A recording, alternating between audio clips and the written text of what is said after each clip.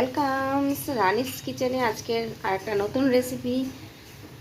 এটা হচ্ছে বিউলির ডাল, চাল আর মেথি, এই তিনটে জিনিস এক জায়গাতে আমি একদম ভিজিয়ে দিয়েছি। যখন ভিজাবার টাইমটা ছিল সেই টাইমটা খুব ওভারনাইট হয়ে গেছিলো, 12টা বাজছিল। তো ওই জন্য আমি আর ভিডিও করিনি। জাস্ট সকালবেলায় দেখছি প্রচণ্ড এগুলো ভিজে গেছে, তাই এগুলোকে একটু মিক্সারে বেটে নিচ্ছি। চলো তাহলে ভিডিওটা দেখতে থাকো, আর আমি এটা দিয়ে কি করছি সেটাও দেখে নাও। আর একটা আলাদা জায়গায় চিড়াটাকে ভিজিয়ে নিয়েছি, ওর মধ্যে দিইনি কেন ওটা একটু বেশি সময় লাগে ভেজাবানোর জন্য। আর এটা একটু সফট জিনিস, তো এটা পরে একটু আলাদা করে বেটে একসঙ্গে মিক্সড করে নেব। চলো তাহলে এটা চিড়াটাও ভেজানো হয়ে গেছে। চলো তাহলে মিক্সার এবার দিয়ে নিই। মিক্সার গ্রাইন্ডে দিয়ে দিয়েছি। এটা জল দিইনি, হালকা জল যদি সেরকম মনে হয় তাহলে এর মধ্যে জল মিশিয়ে নেব আর ভালোভাবে পেস্ট করে নেব। খুব একটা যদি পেস্ট না হয়, দানা দানা ভাব থাকে, তাহলে খেতে খুব ভালো লাগবে। চলো তাহলে সম্পূর্ণ আমি এটা তোমাদের পিষে নিচ্ছি, তারপরে তোমাদের সঙ্গে শেয়ার করছি কি করব। এই যে আমি ডাল, চাল, চিড়ে সমস্ত কিছু বেটে নিয়েছি। বেটে এটাকে ভালোভাবে হাতের মাধ্যমে গোড়াটা মিক্সড করে রেখে দিয়েছি। মোটামুটি 10 ঘন্টা মতন থাকবে, 8 থেকে 10 ঘন্টা। এই যে বন্ধুরা দেখো একদম কীরকম হাল আমি ঠকে গেছি। একদম নারকোল নিয়ে এসেছি, নারকোলটা এসে যেই ফাটাতে গেছি সেই দেখছি চোকলাটা সরে গেছে আর এই রকম হয়ে গেছে। কাঁচা আছে, ভেতরটা কাঁচা, নাকি শুকিয়ে গেছে সেটা না, শুকিয়ে গেলে তো হয়তো অন্য রান্নাতে দেওয়া হতো, কিন্তু এটা কাঁচা আছে। কিন্তু এই যে এইগুলো খুলে গেছে, যে ওপরকার যেটা দিয়ে কুড়বো নারকোলটা সেই জায়গাটায় একবারে বাদ হয়ে গেছে। তাহলে কি করব, এটাতে একটাই উপায় হচ্ছে বটির সাহায্যে এই রকম করে চোকাটাকে একদম আমি ছাড়িয়ে নেব। এই যে বটি নিয়ে নিয়েছি আর চোকাগুলোকে পাতলা পাতলা করে, এই যে পাতলা পাতলা করে আমি ছাড়িয়ে নিয়েছি। এই রকম করে ছাড়িয়ে নেব আর ছোট্ট ছোট্ট পিস করে নেব। পিস করে মিক্সার গ্রাইন্ডে একদম ভালোভাবে মিহি করে পেস্ট করে নেব, যেটা আমাদের চাটনিতে লাগবে। এমনিতে আমাদের পেস্ট করতেই হবে কুড়ার পরে। তো এই রকম করে ছিলে একটু কষ্ট করে খাটনি করতে হবে, খাটনি করলেই হয়ে যাবে। তো একটু সময় নিয়ে চোকাগুলোকে ছাড়িয়ে এটাকে একটু একদম ভালোভাবে মিহি করে পিষে নেব।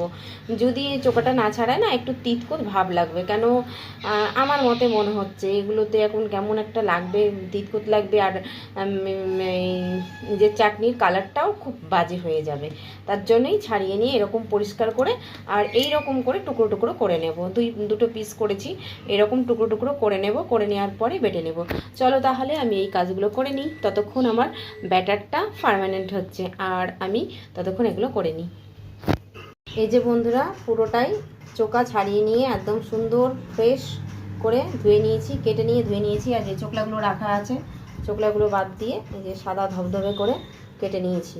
চলো তাহলে এটাকে এবার বেটে নেব। এই যে বন্ধু একদম কি অবস্থা, উপচিয়ে পড়ছে পুরো, এত মানে হয়ে গেছে, অনেকক্ষণ হয়ে গেছে, 8 ঘন্টা তো হয়ে গেছে। 8 ঘন্টাতে এত সুন্দর পার্মানেন্ট হয়েছে যে বোঝা মানে বলার বাইরে, এত সুন্দর উপচিয়ে পড়ছে। দেখতেই পাচ্ছ কতটুকুনটা ছিল।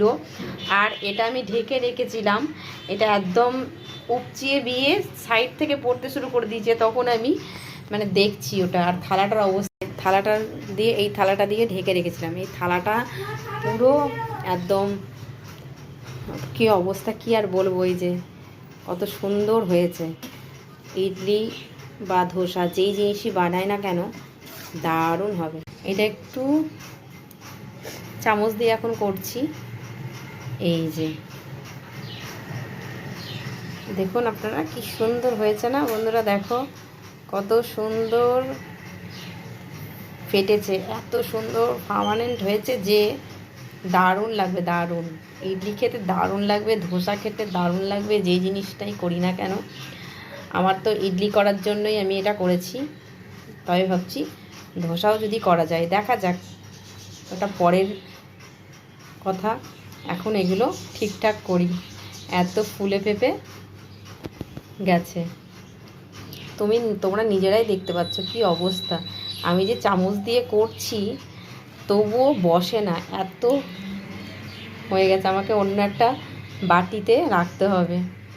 চলো তাহলে এটাকে আমি একটা ব্যবস্থা করি, তারপরে চাটনির দিকে যাব। চাটনিটাতে শুধু নারকোলটাই ব্যবস্থা নিয়েছি, আর বাদ বাকি সব জিনিস গুছিয়ে তোমাদের দেখাচ্ছি। এর আগের ভিডিওতে আমি ইডলি দেখিয়েছি আর চাটনি করাটাও দেখিয়েছি। চলো তাহলে এটা আমি একটু ব্যবস্থা করি। পুরো ডিপ হয়ে ঢুকে যাচ্ছে চামচ কতটা। এই যে নারকোলের টুকরোগুলো দিয়ে দিয়েছি, তার মধ্যে দিয়ে দেবো হচ্ছে দইটা। খুব পরিমাণে দই দিব না, তাহলে দইটা গলে ছিটিয়ে পড়ে যাবে চারিদিকে। এর মধ্যে দিয়ে দেবো হচ্ছে এইরকম প্যাকেটের মতন বাদাম পাওয়া যায়, এই বাদামটা দিয়ে দিলে খুব টেস্ট হবে আর খেতে খুব ভালো লাগবে। চট করে দিয়ে দেখো, লবণ তো এর মধ্যে দেওয়া থাকে, তোমরা একটু লবণটা ওই টাইমে কম দেবে যখন চাটনিটা করবে। এখন এই বাদামের চাটনি লবণটা আছে, এই লবণটা দিয়ে দিচ্ছি। তাই চলো বন্ধুরা আমি এটা বেটে নিই। এই যে ঝুড়ির মধ্যে একটু কারি পাতা নিয়েছি, একটু আদা নিয়েছি, আর একটু রসুন, আর 4টে কাঁচা লঙ্কা, আর 4-5টা রসুনের কোয়া নিয়েছি। এগুলোকে ভালো করে ধুয়ে মিক্সারে দিয়ে ভালো করে বেটে নেব। ব্যাটারটার মধ্যে এবার আমি দিয়ে দেবো হচ্ছে লবণ। ব্যাটারটা দেখো ইয়ামি ইয়ামি। দিয়ে দেবো এই পরিমাণে লবণ। টেস্ট করে একটু দেখব যে লবণটা ঠিক আছে কিনা, না হলে আর একটু দিয়ে দেবো।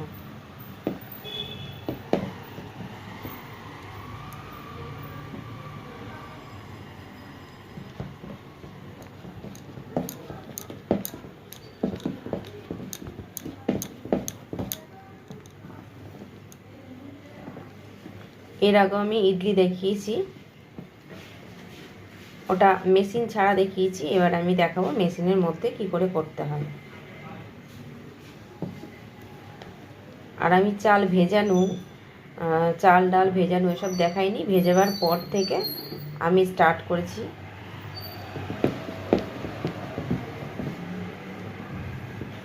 চলো তাহলে এটা একটু লবণটা গলে যাক, ততক্ষণ যে চাটনি করেছি চাটনির যে ফোড়নটা সেটা আমরা রেডি করে নিই। চাটনিটার মধ্যে টেস্ট করেছিলাম, লবণটা একটু কম আছে। যেহেতু আমার বাদামের মধ্যে লবণ ছিল, সেই জন্য আমার লবণটা অল্প পরিমাণে দিতে হয়েছে। এই যে এই জায়গা সাইডটাতে রেখেছি। আর একটু টক, আর টক বলতে দই দিয়েছি, দইয়ের যে টকটা আর লবণের ব্যালেন্স করার জন্য অল্প একটু চিনি দিয়েছি। আফটার অল আমরা বাঙালি, একটু চিনি পড়লে বেটার মনে হয়। তো এটা ততক্ষণ মেল্ট হোক, আমি ততক্ষণ তরকাটা বানিয়ে নিই। তরকা মিন্স হচ্ছে ফোড়ন। যেহেতু আমি তেলের মধ্যে দেব হচ্ছে শুকনো লঙ্কা আর কারি পাতা, আর হচ্ছে এটা সর্ষে, আর বসিয়ে দিয়েছি একটা মিনি কড়াই। তো মিনি কড়াইয়ে চলো প্রথমেই দিয়ে দিলাম লঙ্কা।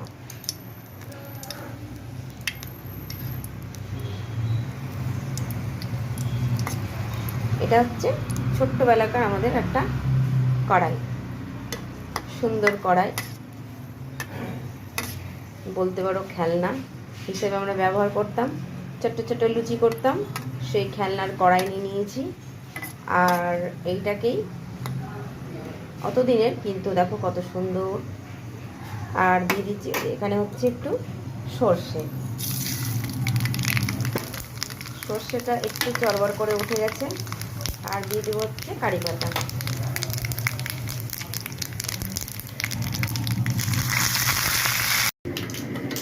এবার গরম গরম এখানে দিয়ে দেবো। কত সুন্দর লাগছে দেখে নাও চাটনি।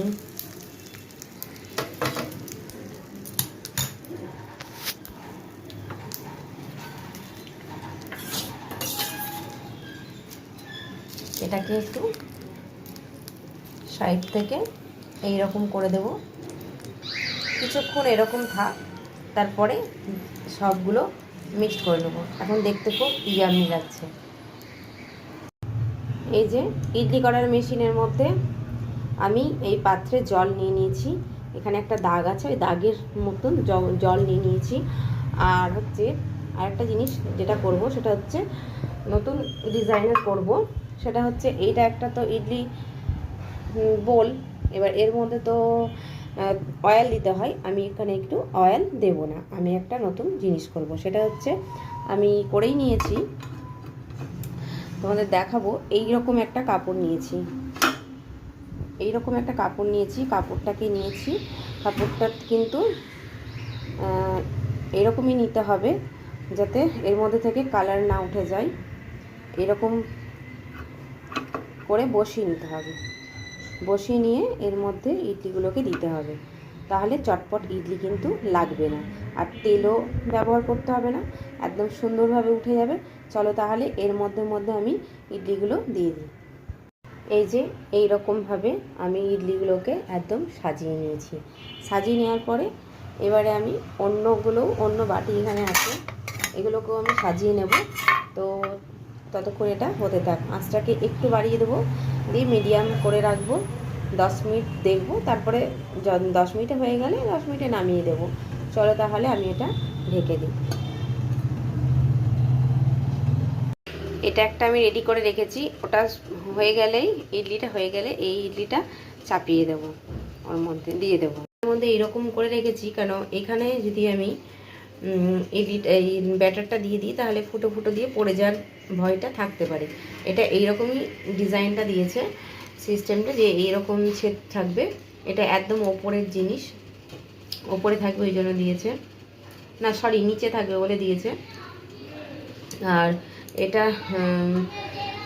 আমি এরকম করে দিলাম কেন, এর মধ্যে কাপড় দিয়ে এটা একটু কারি পাতা দিয়ে করবো বলে, তো এর মধ্যে দিইনি, যখন দেবো তখন। আর যেটা চাপিয়েছি সেইটাই দেখে নিই হয়েছে কিনা। এটা একবার তুলে নিই আর পরে একটু দেখি হয়েছে কিনা। ভাব তো প্রচণ্ড বেরাচ্ছে, আর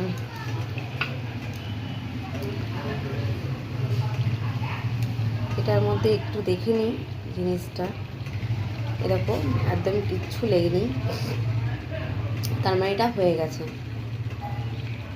এই যে, তো এটাকে এবার আমরা নামিয়ে নেব। এই যে বন্ধুরা, আমি কাপড়টা থেকে এগুলো ছাড়িয়ে নিয়েছি।